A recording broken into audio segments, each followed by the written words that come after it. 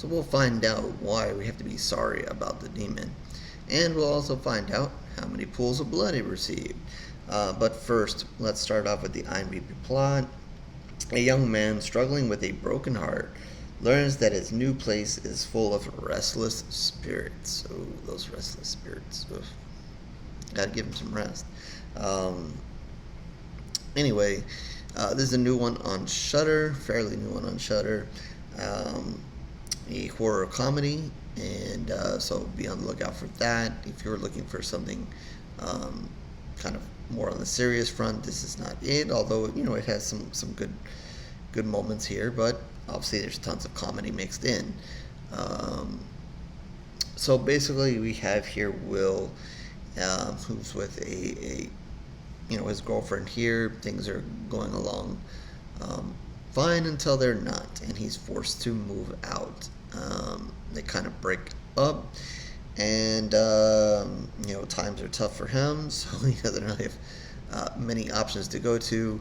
But luckily or unluckily for him, he finds a home that a family is basically willing to almost give away.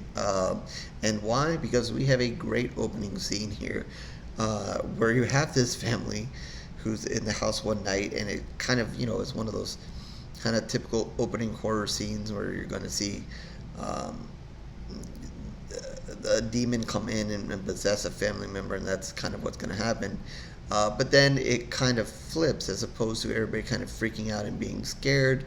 Uh, you know, the demon possesses the young girl in the house, and then the family is opposed to being scared, and the movie kind of going from that angle and calling a priest, or maybe even getting killed.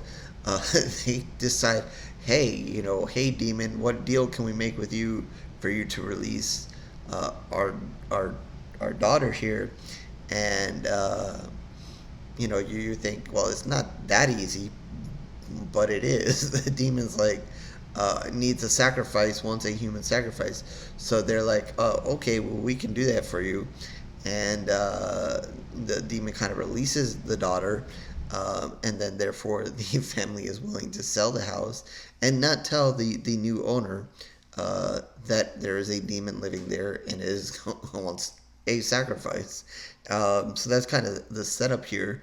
So obviously Will ends up in this house, and either him or one of his friends are going to end up sacrificed. So the movie starts with that great opening scene, really funny. Then we kind of get into the introduction of Will and his girlfriend here, and kind of what they're going through, then the breakup and so forth, and move into the house. And then you kind of see him still kind of down on his luck. You kind of feeling sorry for him, and then you see the house kind of doing those typical few spooky things that the audience already knows what's in the house, but he doesn't. He's not too sure.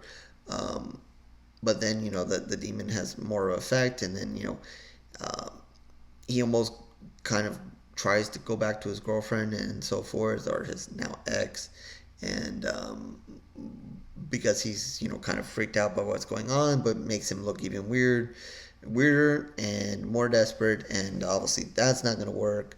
Um, so then he has a friend, and I don't think I don't know if it was his friend's girlfriend or just somebody he knows, who kind of come to the house and kind of see what's going on. And this friend of a friend or whatever, she kind of knows a little bit more about spirits and whatever, and she does this whole I'm gonna cast you away demon kind of thing. And they almost think that that's kind of the easy fix, but of course it's not.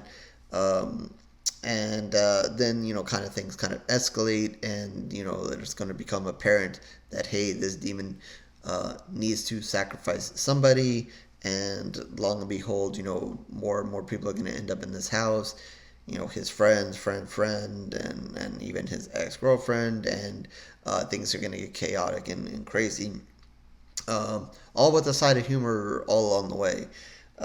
Starting with Will, and he's a little bit awkward alone by himself, and then his friend kind of just tops that off. And they just kind of play a little bit on the Exorcist thing, kind of as later in the movie, and The demon itself is pretty funny, and a little bit of even when it comes time to actually really deal with the demon towards the end.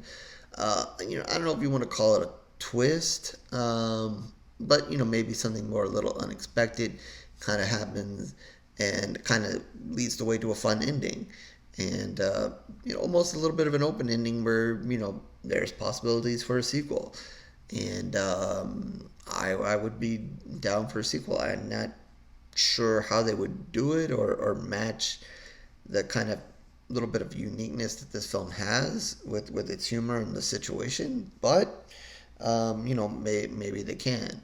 Um, but yeah, if you're looking for kind of a demon exorcist kind of movie with more on the humor side, uh, I would definitely say this is it, especially something new. If you're looking for something new as well, again, it is on Shudder. It was just a real fun movie, and I think you have the two sides of it. You have when a demon is just flat out scary or and serious. When sometimes they'll throw in a little humor there as well, but really harsh humor. Or a time where you just have like a demon here where it's just he kind of you thinks that you want him to be that way, but he at the end of the day he's just a funny demon as well. Especially one that would just be so like, yeah, okay, you can have your daughter back and go bring me a human sacrifice. Just a fun opening scene that kind of sets the way. And I will say that a little bit of a spoiler here. Like I said, I'm not trying to spoil it, but you're eventually the family that was there in the beginning. It will make an appearance later in the film, which just kind of adds to the humor and the craziness of the end of the movie. Adds to the fun and adds to the craziness, and kind of adds to the ending of the movie as well. So.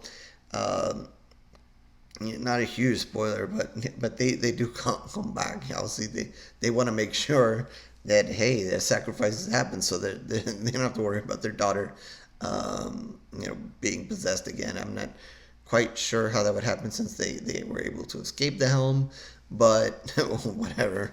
I guess that's just one of the small things going on here.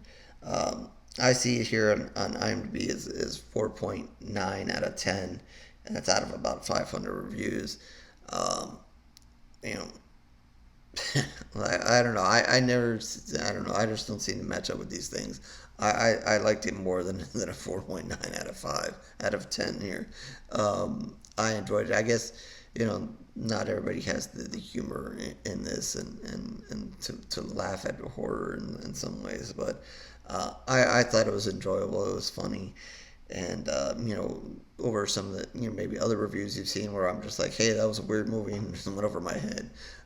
No, I liked this one. I enjoyed the humor in it, and that opening scene again, really sets the tone, um, for me at least. And then definitely when that family comes back, but there's a lot of humor all throughout, and again, I liked it. So with that, I'm gonna give it 3.5 pools of blood. Again, if you're looking for comedy horror, this is a good one to go to, especially if you're like a little bit more of the ghost demon thing, maybe a little bit lighter side of the Exorcist kind of thing. Um, I guess it's unrated, doesn't have a rating here, but not it's not high on deaths or anything like that. It's just the demon wants a sacrifice, and that's what he wants. Um, but yeah, that's pretty much what to say about this one. Again, 3.5 pools of blood out of 5. Horror Square Reviews.blogspot.com is where you can find all of my reviews, written and video. But if you're just interested in the video reviews, subscribe, like, do all those things here that everybody wants you to do. If not, no problem. Twitter, Facebook, do those things there as well. Feel free to reach out to me there. If you want to talk horror, you have something you want me to review, you want to talk about this movie, something else. And in the comment section, please feel free to comment on the review, comment on the movie. Did you see it? whether you liked it or not, and or whatever else you guys are watching. If you have a recommendation for me, feel free to throw it down there as well. If I've missed it, I would definitely like to try to catch up. Um, so with that, I will catch you on the next review, horror fans.